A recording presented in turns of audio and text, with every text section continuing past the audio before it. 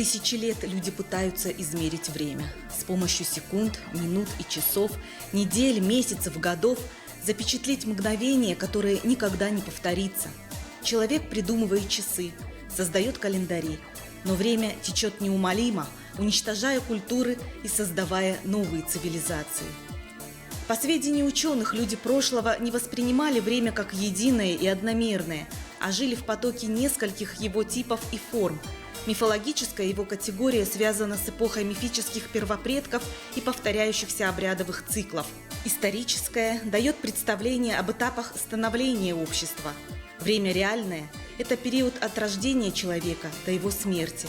А вот физическое соотносит жизнь людей с природными циклами, чередой лет и сменой времен года. Сложное представление о времени отразилось и в календаре осетинского народа. Однако недавнее открытие, сделанное видными учеными и этнографами, позволяет говорить о своего рода сенсации. Именно осетинский священный календарь, который все-таки удалось воссоздать, и оказался тем самым ключом к расшифровке мифологических систем всех древних цивилизаций. И этот календарь был зашифрован в текстах знаменитой осетинской Нартиады. Главный ориентир – это источник. Источник, как уже здесь было сказано, это духовное наследие нашего народа, которое сосредоточено в священной триаде. В частности, в нартском эпосе, в Нартиаде. Если посмотреть те сюжеты, о которых идет речь в данном священном тексте, то по различным оценкам различных исследователей они уходят далеко за черту 10 тысяч и далее лет до новой эры. Вы понимаете, какая это глубина? Все выдающиеся исследователи в области нартоведения, в области мифологии давно уже высказали следующую мысль, которая приняла форму некого такого научного постулата, что по многообразию персонажей, многоуровности и архаичности Нартиада не имеет аналогов в мире, то есть среди других народов и цивилизаций. Если вопрос заходит о первенстве теперь Нартиады, кому она принадлежит, этот вопрос также был уже в прошлом и позапрошлом веках блестяще решен учеными с мировым именем. То есть здесь никаких вопросов нет. Опять же, мы можем привести слова того же Жоржа Эдмунда Рауля Дюмезиля о том, что пускай меня простят мои абхазские, черкесские друзья, но нартовский эпос прежде всего является осетинским. Ядро нартовского эпоса является осетинским. Оспаривать это положение в 21 столетии, это уже, знаете, это не входит в сферу объективной науки. Обращаю ваше внимание на то, что мы не говорим, что мы открыли что-то принципиально новое, до нас несуществующего. Очень большой и объемной работе предшествовало изучение тех материалов, которые уже были накоплены целыми поколениями замечательных исследователей. Календарей в мире много, но все их можно разделить на 3 типа – солнечный, лунный и лунносолнечный. В основе солнечных календарей лежит тропический год – время, за которое Земля делает полный оборот вокруг Солнца. Это 365 дней, 5 часов и 48 минут. Таким календарем является, например, юлианский, который мы называем старым стилем, и который сейчас из-за неучитываемых 12 минут разницы с официальным григорианским календарем отстает от него на 13 дней. В основе таких систем летоисчисления солнечные сутки. Это время оборота Земли вокруг своей оси – около 24 часов. Лунный календарь не привязан к движению Солнца. В его основе лежит лунный месяц – время, за которое Луна успевает пройти путь от одного новолуния до другого. Лунного календаря придерживаются буддисты и мусульмане во многих странах Юго-Восточной Азии и некоторых исламских государствах.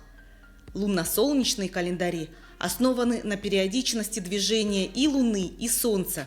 Но если все известные древние календари дошли до нас в виде изображений на различных предметах или в образе пирамид, то осетинский календарь пришлось воссоздавать из текстов преданий. Осетинский сакральный календарь имеет солнечную основу. Солнце предки осетин воспринимали в виде колеса, как образ циклического ритма, непрерывности развития Вселенной.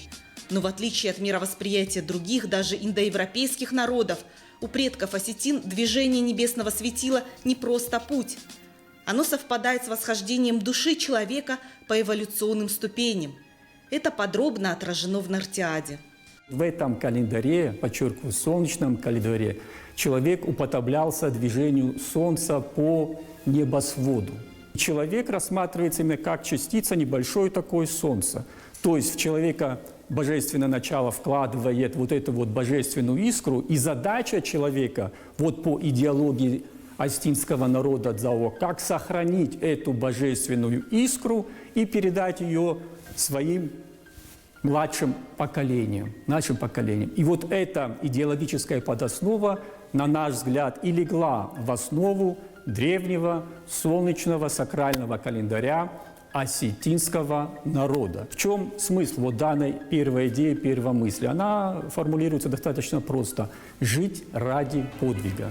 В осетинской мифологии есть персонаж, который сочетает в себе качества культурного героя и солярного божества – Нарт-Сослан. Именно он и стал центральной фигурой, благодаря которой и удалось расшифровать сакральный календарь осетин. Удивительное сказание нартовского эпоса «Чем небожители одарили Сослана» легло в основу календаря. Сослана, рожденного из камня, закаляют в волчьем молоке, а волк – зооморфная ипостась осенне-зимнего солнца. На плече у Сослана солярные символы. Женится он на прекрасной дочери солнца. Поднимается по солнечному лучу на небо. Все свои победы одерживает, когда солнце находится в зените, и умирает от колеса Руймона, родного брата солнечной девы. Мы этот календарь воспроизвели точно так же, как он изложен в этом сказании. Небесный круг, солнце, солнечный герой Сослан в центре. И 8 сегментов этого календаря маркируются героями Нартиады. Мы взяли и изобразили здесь еще зооморфные инкарнации этих богов. И у нас получилась совершенно удивительная вещь – Курдалагон. Он здесь изображен, в зооморфной его ипостась – это волк. Образ волка в различных мифологиях настолько распространен, и он настолько тесно связан с образом кузнецов, а Курдалагон – это небесный кузнец. Вот у нас диагональ Курдалагон, Галагон. Почему мы именно вот так распределили богов осетинского пантеона в этом сказании? Они так и представлены в виде пар, в виде диагонали. Вот если у Астарджи следом идет Авшати, значит, у Атила следом идет Фалвара. И мы ничего не выдумывали, мы просто взяли эти диагонали и расположили по сезонным, движениям Солнца. И получился совершенно удивительный календарь. Исследователи убедились в том, что вместе с зооморфными символами, помогающими расшифровать сказания, в календаре есть еще и предметная символика. То есть эти предметы обладают смысловой нагрузкой, они выступают знаками языка, культуры. Каждый из небожителей дарит Сослану тот или иной предмет. Домбетер дарит мельницу с жерновами, Курдалагон дарит саху, Уатила зерна, Уастерджи меч. И все вот эти вот дары, они, конечно же, несут глубочайшую нагрузку символическую и раскрывают самый глубинный пласт этого календаря. То, чем он отличается от всех остальных. Уже человек, который закалился, который вырос посредством силы Солнца, он берет в руки этот меч, и он может совершать подвиги. Здесь вот высший уровень, уровень Шафа, это уровень дракона. И когда человек преодолевает этот уровень, он совершает самый главный подвиг. Дальше идет уровень Галагона. Это божество ветра. В символике означает дух и душу. То есть это духовная победа. Далее идет сектор Фалвара. Это сектор самопожертвования. Здесь образ Овна. Потом идет сектор, за который отвечает божество Шати. В этом секторе человек уже достиг всего, чего можно было достичь в своем духовном развитии. Он здесь уже приносит жертву всем богам, и Авшате в том числе. Вот смотрите, какая диагональ у Астарджи и Авшати, да? Вот этот меч у Астарджи, он упирается в самое темное время года. Осетины самый свой главный праздник Джелгуба справляют в третью декаду ноября. Почему? Никто же не может на этот вопрос ответить. Почему? Потому что это самое темное время года, и когда Уастурджи своим мечом освещает этот путь, он помогает и солнцу проходить это темное время года, и человеческой душе не потеряться в этой темноте и пройти вот этот тяжелый отрезок года. Уникальность осетинского календаря в том, что он синхронизируется с духовным путем человека. По мнению Ларисы Федорати, такой календарной системы не встретишь ни в одной мифологии других народов. Не только в нардовском эпосе мы встречаем этот сюжет, мы его встречаем в дагеджановских сказаниях. Но самое интересное, что мы этот же сюжет встречаем в сказках для детей, в сказках о животных. И когда мы смотрим на заморфные образы, вот в сказке действуют животные, это те же самые образы. Волк, значит, кабан, медведь, лиса, те же самые образы, которые мы видим в Нартиаде. И все действие в этой сказке разворачивается вокруг мирового древа, вокруг которого шествуют все вот эти животные. Вот он, этот календарь. Диана Сакаева, известный фольклорист Осетии, сотрудник Института социальных и гуманитарных исследований, считает, что такая календарная система может быть присуща всему индоевропейскому миру. Это мнение она подкрепляет своим исследованием вариантов русской и осетинской волшебной сказки «Кот в сапогах», которая в общепризнанном указателе сказочного материала зафиксирована под номером 545В. 545В номер этого сюжета по международному указателю. Чтобы вы знали, вся европейская сказка, она проиндексирована, и каждый сюжет имеет свой номер. Эта сказка у нас очень хорошо функционирует, много вариантов есть в осетинском фольклоре. Так вот, я прочитала календарь, опять же, не осетинский, скорее всего, а индоевропейский календарь, потому что он прослеживается и в русской сказке, и в осетинской сказке. Начинается сюжет с лисы, а активность вот этого вида животных, лисы, она наблюдается как раз-таки ранней весной. А заканчивается сюжет тем, что вот этот герой в качестве Колыма пригоняет огромное количество скота, домашнего скота, значит, своему будущему этому тестю. Вот, то есть осень, то есть сбор всего, сбор урожая и в том числе и вот когда уже домашние животные породили свой очередной приплод годовой. Эту же очередность событий я отследила в древнеосетинской молитве. То есть, возможно, вот эта структура календаря, она будет отражаться во многих жанрах фольклора. Как раз то, что многие исследователи усматривают некую общность в осетинских и русских народных сказках, не случайность. Александр Дугин, известный философ, политолог и социолог, лидер евразийского движения в России, уверен, что именно осетинский этнос стоял в основе русского государства, а также название «Рус» имеет древнеиранское происхождение. Элита первого русского государства состояла из сармата алан-осетин. Именно они называли себя русами. Русы, согласно свидетелям современников, являлись социальной верхушкой древнерусского государства.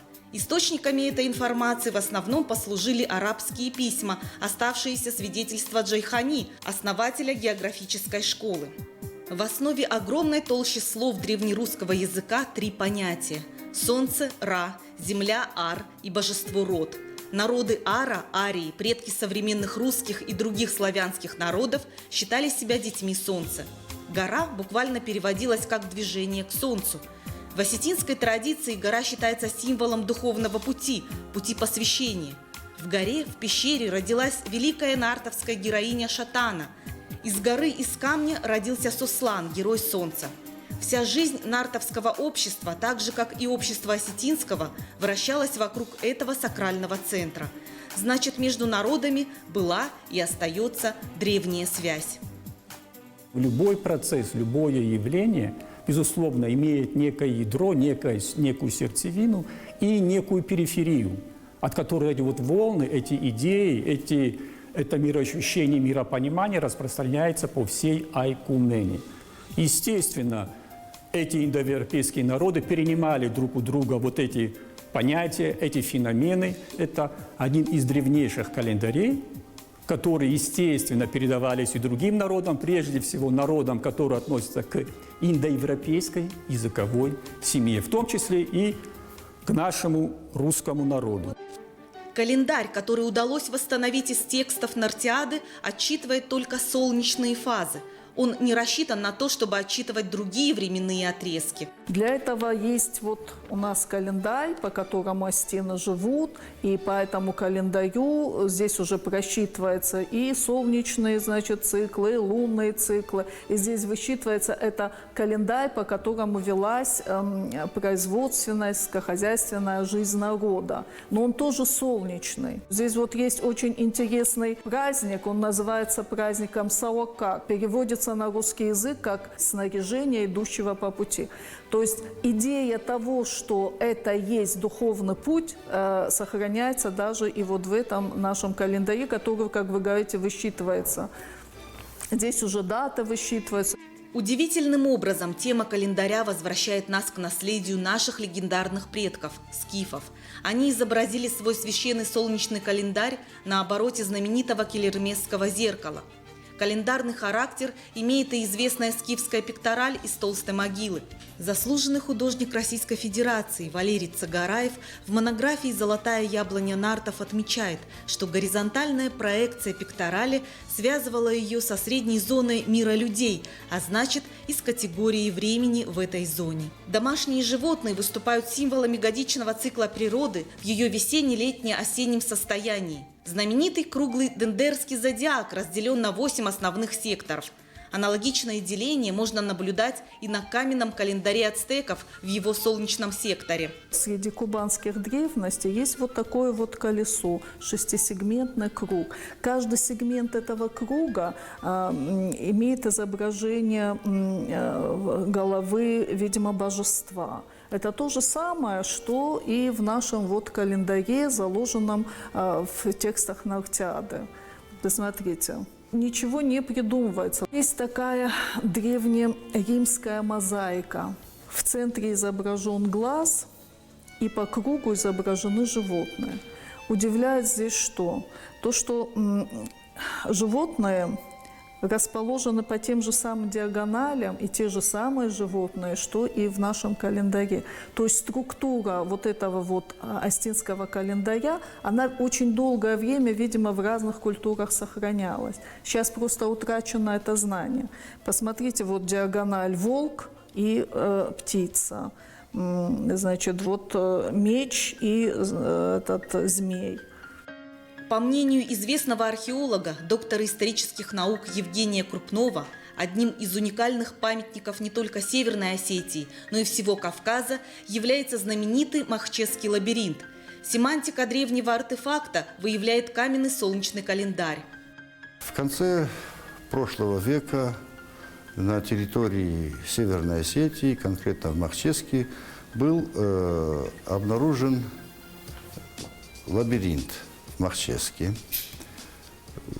который долгое время не могли расшифровать. И оказалось, что он обладает яркими астрономическими свойствами в виде календаря,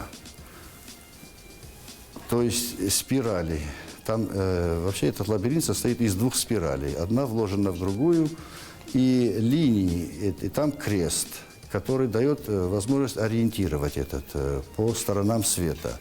Если его сориентировать и поставить гномон, так называемый вертикальный этот шест, по тени которого при пересечении этих линий можно определить время года, который связать с производственной своей деятельностью.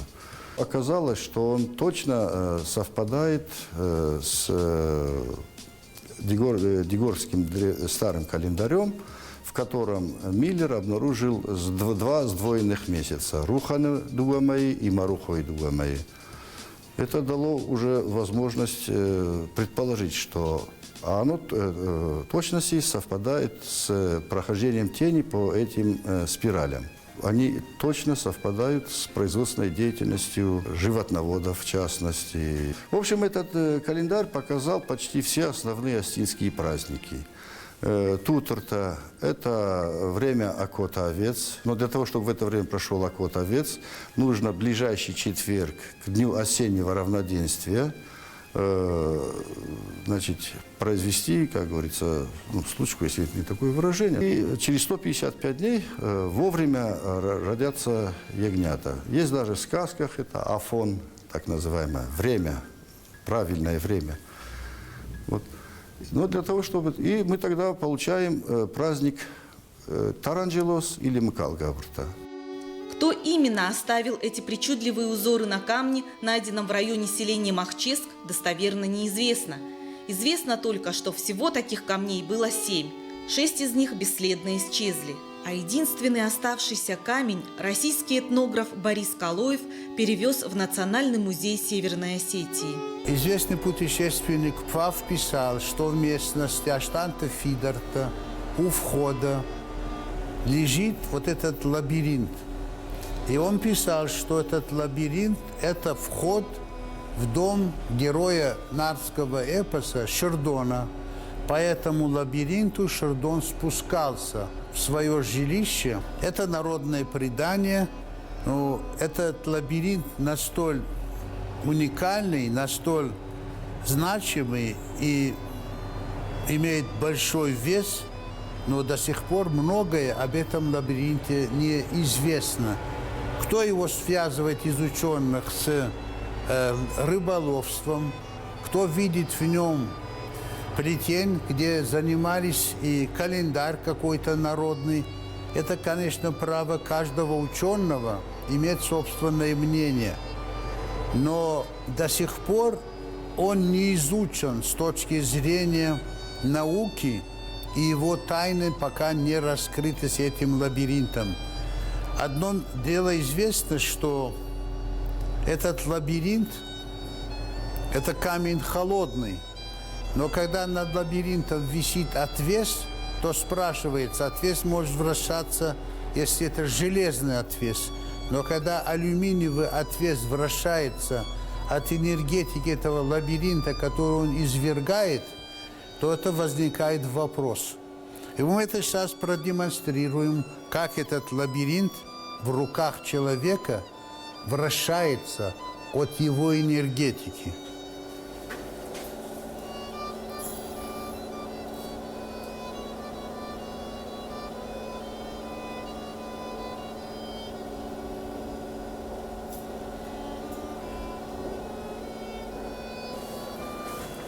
Камень заряжен, и энергия камня сохраняется в этом произведении древнего.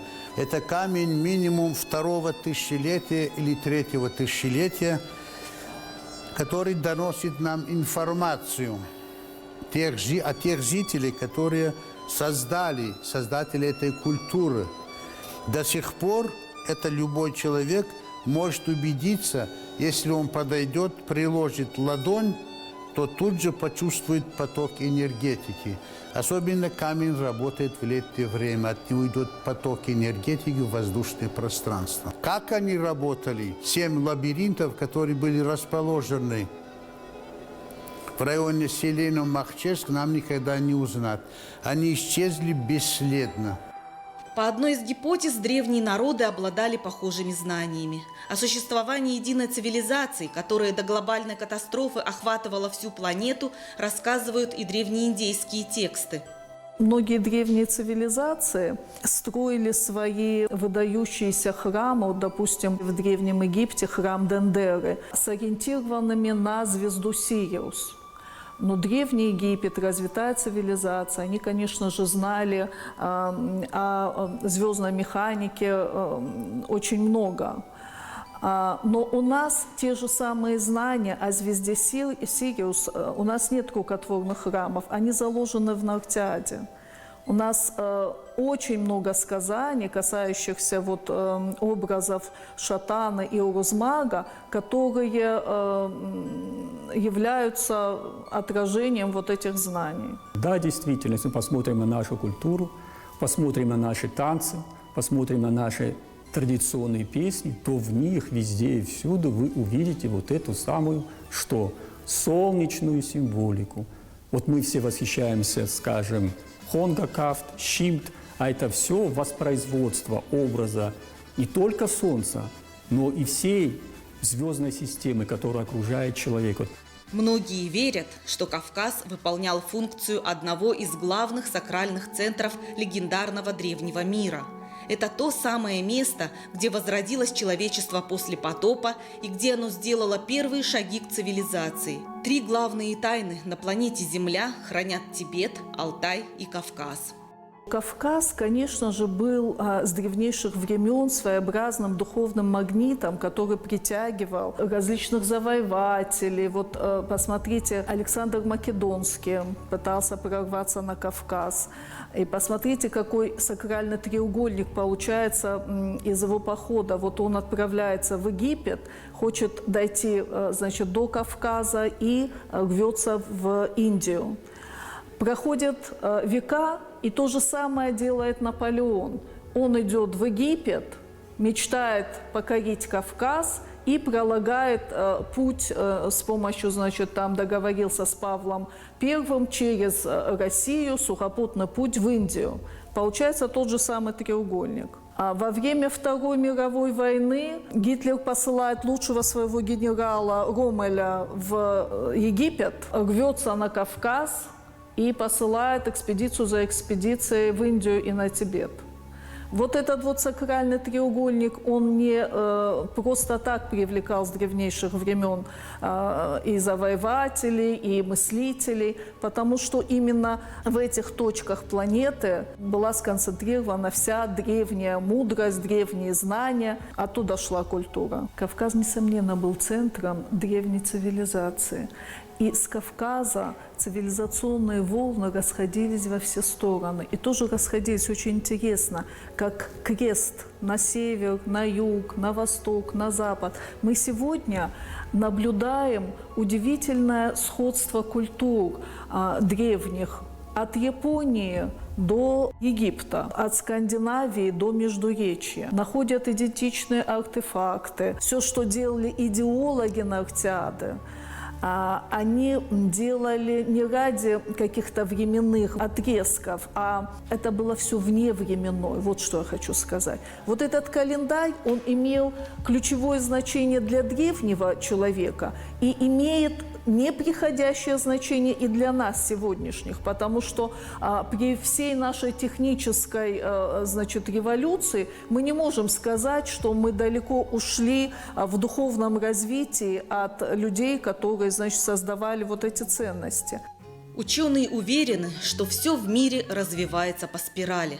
Спираль находят в пространстве волны явлений, чтобы вернуться вновь на новом витке. Спиральны мысли и чувства человека. Время тоже спирально. Все повторяется. Эпохи, события, ситуации, хотя и по другому сценарию и с другой энергией. Для каждого народа тоже существует своя спираль времени, вписанная в жизнь Вселенной. Как она будет развиваться, зависит и от того, какие выводы будут сделаны из уроков истории.